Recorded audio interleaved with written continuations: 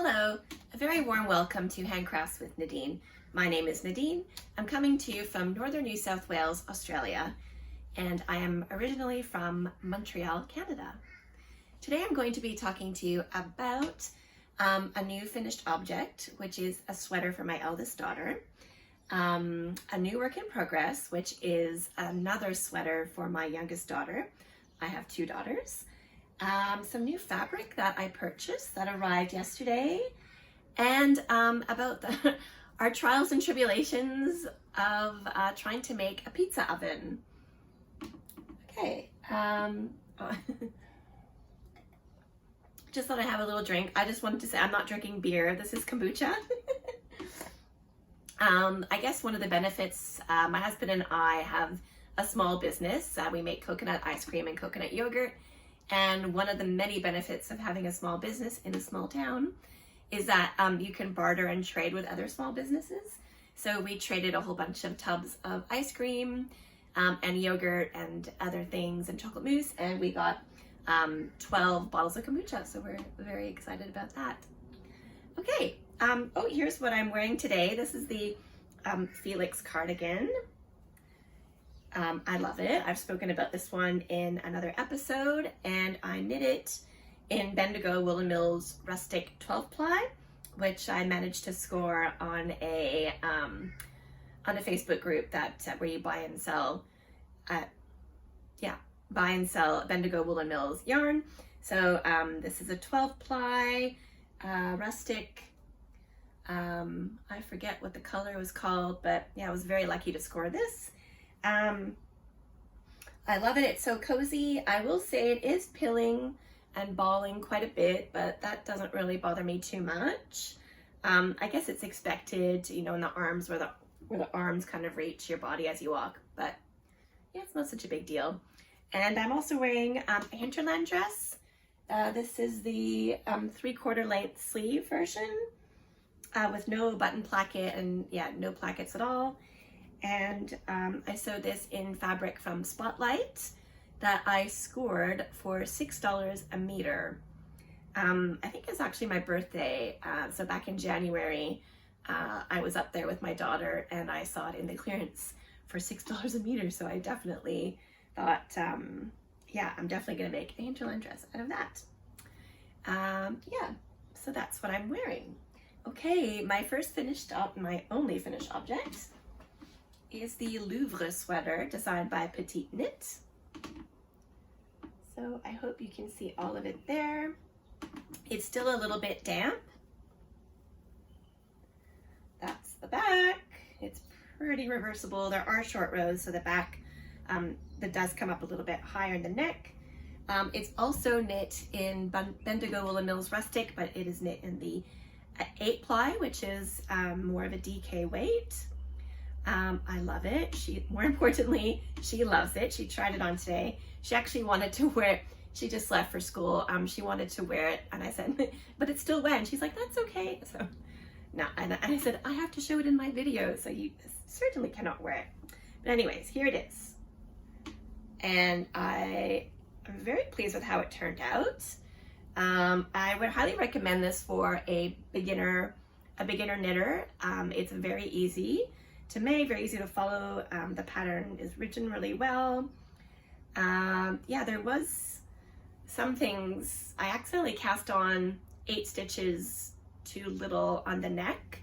So I ended up doing an extra round of increases at the raglan. And that was to get, I forget, something to do with, that would have brought me to the size small, but I ended up just increasing until the size large. I talk about what I did in the other 2 videos, I think last week and the week before.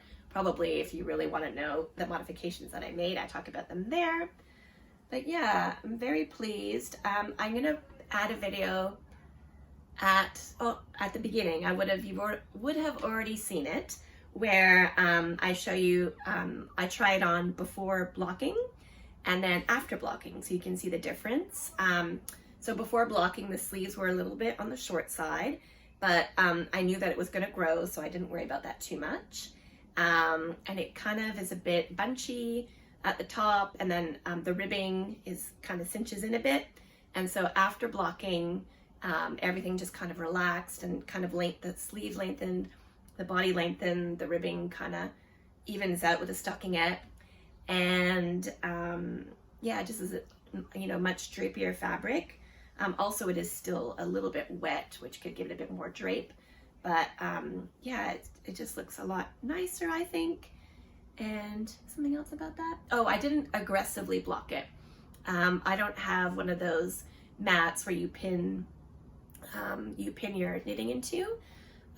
If I really want to block something in that way, what I do sometimes is I'll lay a towel out on the grass, and I just push the pins into the dirt, and it kind of works in the same way. But lately I've just been wetting my knitted objects and just laying them flat on a towel, and then just kind of gently stretching them with my hands, and then just leaving them alone. And then every now and then, as it's drying, I'll go in and just, pull things a little bit here or there, but I don't really hold them into place.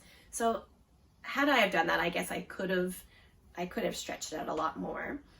One thing that was nice is the neck. I was worried it was going to be a bit too tight because I was 8 stitches shy, but it's perfect. I gave it a little tug as it was drying, and it hangs really nicely. And when she tried it on this morning, she folded the collar like that, which looks really nice on her as well. Okay, oh yeah, the last thing I was gonna say, just an observation I made as I was knitting this. Sorry, I have allergies, I've got watery eyes. So you're knitting in the round, and you do all of the, the cuff and the hem and the collar, they're all knit in one by one. And I was just noticing how different my one by one looks on the inside and on the outside. So very interesting, because I guess, they say your purl stitches are looser than your knit stitches. So yeah, I'll just see if I can show that up close. So that is the right side, and that is the wrong side. And I gotta say, I almost like the wrong side better. It almost looks like twisted rib. The columns are a lot narrower of the knit stitches, and they look a lot neater. Whereas I find here they're a little bit, zigzaggy. So I was trying to think if there would be any way, if I wanted that to be the outside, and when I get to the cuff, just changing direction and then knitting from the inside. Or maybe I could not change direction, just turn it inside out and knit it that way. That might be an interesting thing to try. Yeah, anyways, that was just a little observation I made as I was making that. Thought that I would share it. So that's the Louvre pullover sweater by Petite Knit, all finished for my eldest daughter. Now, my youngest daughter also had a birthday. That was for my eldest's birthday. My youngest also had a birthday. They're now 18 and 16. And she had wanted a sweater. Okay, let me start at the beginning. I had knit her a cardigan maybe 2 years ago. So it was kind of like a bubble cardigan. I used a free pattern for just like a cardigan. What is it called? I'll put a picture. I can't remember what it's called. Something lollipop or bubblegum. It's got a name like that. Anyways, I used the stitch count for that cardigan, but I added the bubble, a bubble pattern. So, oh, it's really dirty right there.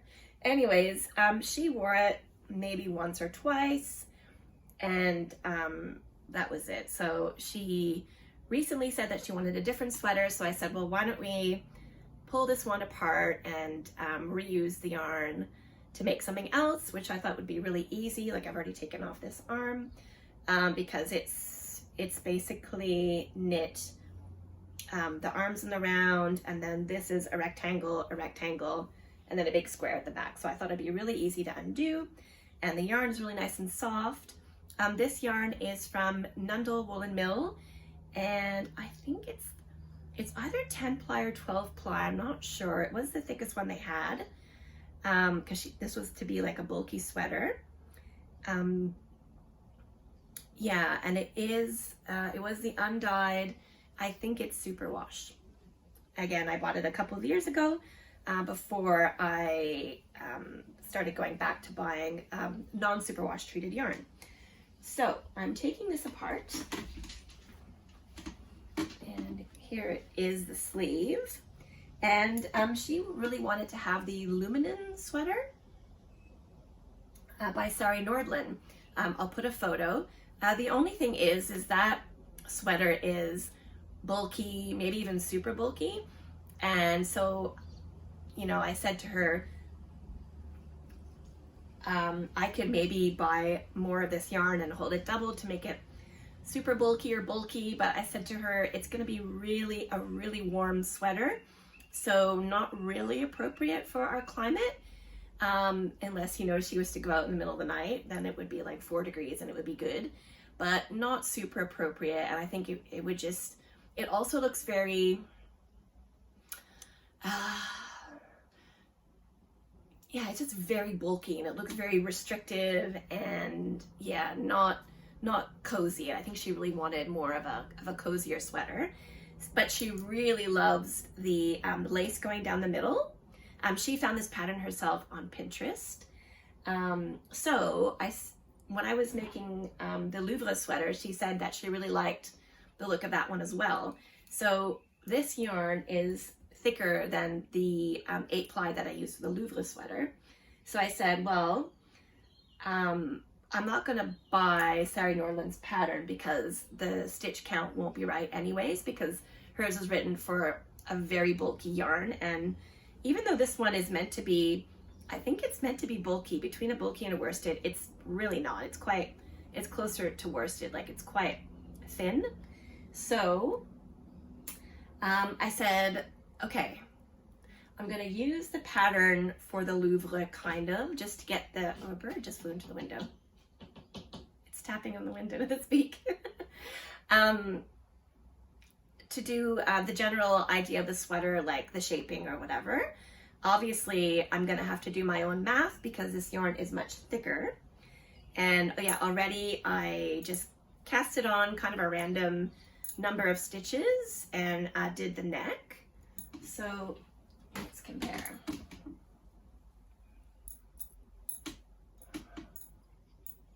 So yeah, this yarn is much thicker. So I've done the neck, and I actually pulled out this from my old knitting book stash, this book called Introduction to Knitting, Easy to Follow Beginner Course, Stitches and Patterns to Perfect Your Technique. I'm going to be honest with you, I cannot remember where I got this book. It may have been given to me by my mother-in-law, and I only say that because I was having a look. It's from 1975, so before I was born. First published in 1975. So the reason I think that my mother-in-law here in Australia gave it to me is because it says this volume is not to be sold in the USA, Canada, or the Philippines. So unless someone illegally bought it in Canada, I don't think it would have been given to me by anyone of my family there. So that's really funny. So it's from the UK, the book. So yeah, it could have been from my mother-in-law. It's not an Australian book, I don't think. It seems to be from London. Anyways, it's got, you know, classic 70s patterns in here. Let me find some more. Oh, there's a really nice cabled sweater. Yeah, but at the beginning, it has just a glossary of color work. What else? Lace, which is why I was keen to go in here. Cables, all different cables. So I was having a look to see if I could find a pattern to do a lace chart down the front And I found one that we both thought would be nice, which is this one right here. And that is called the fern pattern. So the fern pattern, it says to use 32 stitches for the repeat. So I'm gonna have to increase, separate for the shoulders. Look, I tried to do that here, but I'm not sure how I went. But I know I'm gonna have to have 32 stitches in the middle to make my lace chart. So the only thing that's tricky, I guess, is I'm going to do some short rows in the back, which at the same time is increasing the raglan stitches. So I'm going to have to do some trial and error or some really good math, which I don't love doing. So it might just be more trial and error to get around doing some short rows and then coming to the right amount of stitches for the front panel to make that lace repeat. So wish me luck. I think it's going to be fun. I really like kind of improvising patterns. I think it's really fun. I also love following patterns because you learn a lot, and sometimes it's good where you don't have to think too much, whereas this is going to require a lot of thinking. But it's also very, it gives you a lot of satisfaction when you finish, you know, because you're like, hey, I did it. Okay, so I think that's all I had to say about that. Okay. I ordered in the mail some fabric. I've just been buying fabric like crazy lately. So I better get to some sewing soon. This was on sale, 40% off.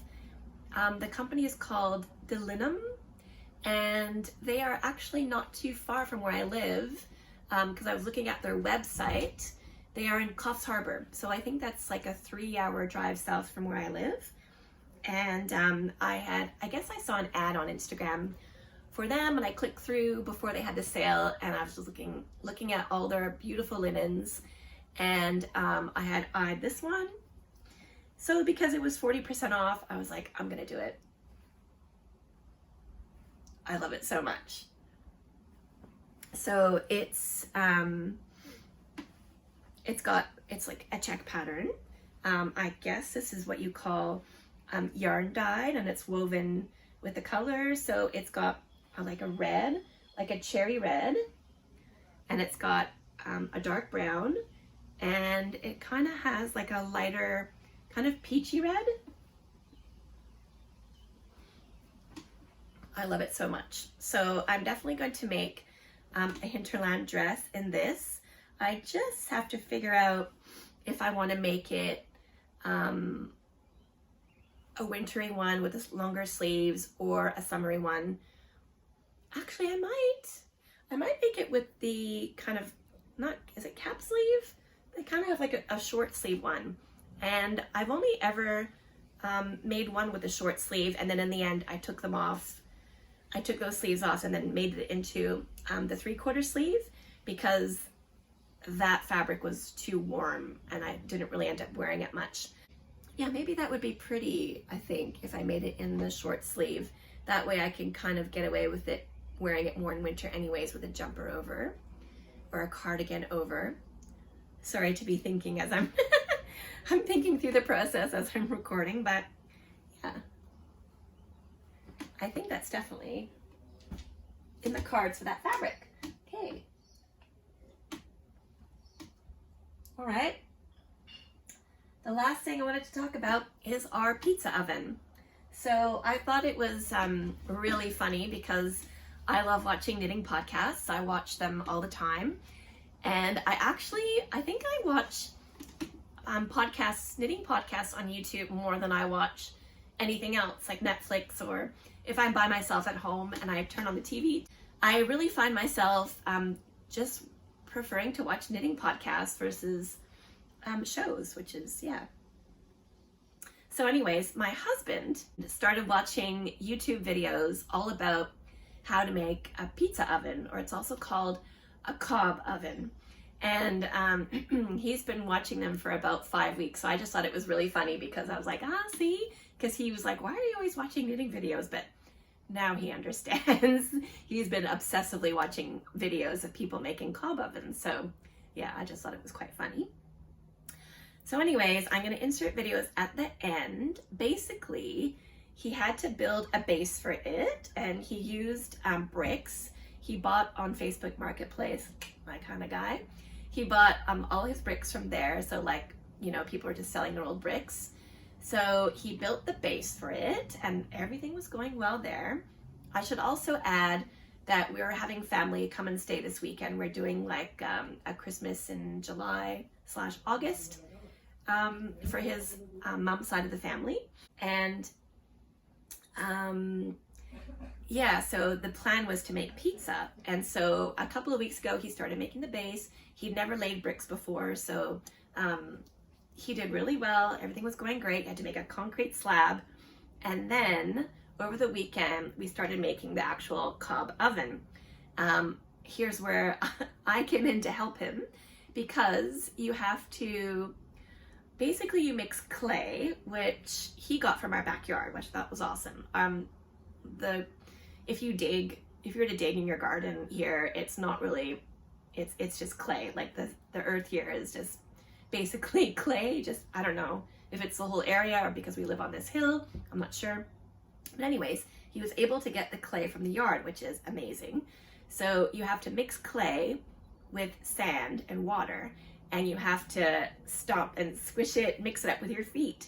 So I was like, yeah, I'll do that. So I was like, oh, this is fun. And then, you know, 5 minutes later, oh, this is quite hard. And then after 10 minutes, I'm like, oh my God. It was really hard. And the videos that we saw, people were doing it on a giant tarp, and he decided to put it in this cut up half of a barrel. So so it was quite thick. So that was really hard. And I'm not gonna lie, for 2 days later, my hamstrings were done, so sore, which he thought was hilarious. But so my job was to do that. And then my job was also to make, we call them sweet potatoes, because you grab up the clay mixture and you form it into a little ball, but the balls ended up looking like sweet potatoes. And then I would pass them to him. And also at the end of the day, I was like, I must have done about 1,000 of them. And right, so sorry. On top of the concrete slab, he made a sandcastle, like a dome made of sand. And then that's what we're filling the clay mixture on top of. And then there's a little opening at the front. You'll see all this in the video. And so you put on all the bricks, and then you let it dry. And then a couple days later, you dig out all the sand, and then you have your oven. And then you're meant to fire it a little bit every day for a few days. And then you again mix the clay with sand with some straw, some hay. And then that makes an insulating layer at the end. So he was kind of running out of time, and he thought, maybe we'll do that last layer later. And I don't know, I feel so sad for him, but I don't know if it's because he didn't wait long enough to dig out the sand, like it maybe wasn't dry enough, or maybe there was something else going on. But he dug out the sand and then lit the fire, and at the opening it started, some chunks were coming off, and it kind of caved in a little bit at the front. So he was sad, but not too sad. It's still salvageable, I think. He just cut off that bit that went wrong. Yeah, we kind of worked out that we put something, because it's like a big dome and just the front came off. So we put in a piece of scrap at the back, and then he built the rest of the sandcastle to the front. And in a couple days, he's gonna try to patch it up, because we've been also quite busy with work. So yeah, it's not gonna be ready by this weekend. So he was really sad about that. But he is gonna make, before we had this, well, we don't have it yet, but prior to making his pizza oven, he had made these little temporary pizza ovens that you can make from cinder blocks, and little, you know, those just little square tiles that you put in your garden. So you pile them up in different way, in like, you know, in the way. And anyways, he's gonna make that again. He's gonna make 2 of them, because we're gonna be about 15 people. So he's gonna make 2 little temporary pizza ovens. and it'll still work out, but it's a bit of a bummer that the cob oven didn't work out in time, but such is life. And you know, yeah, it'll be fine. We'll have it for, you know, forever in this house. It's not going anywhere. It weighs so much, it's so heavy, so it's going to be staying here, and we're planning to stay here for a long time too, so we'll get years of use out of it, so it's not the end of the world. All right, well, that's it for me today. Sorry to go on a tangent. That wasn't really anything to do with knitting, but it was handwork. We were very busy with our hands. So I hope that you've had a lovely week, and I hope that you get to make something beautiful with your hands, and I look forward to seeing you again next week. Thank you for watching. Thank you for subscribing. Thank you for liking my videos, and I would love to hear you know, what you're making, anything that you want to ask me. You can always leave me something in the comments. And yeah, that's it. Again, thank you so much for watching. I'll see you next time.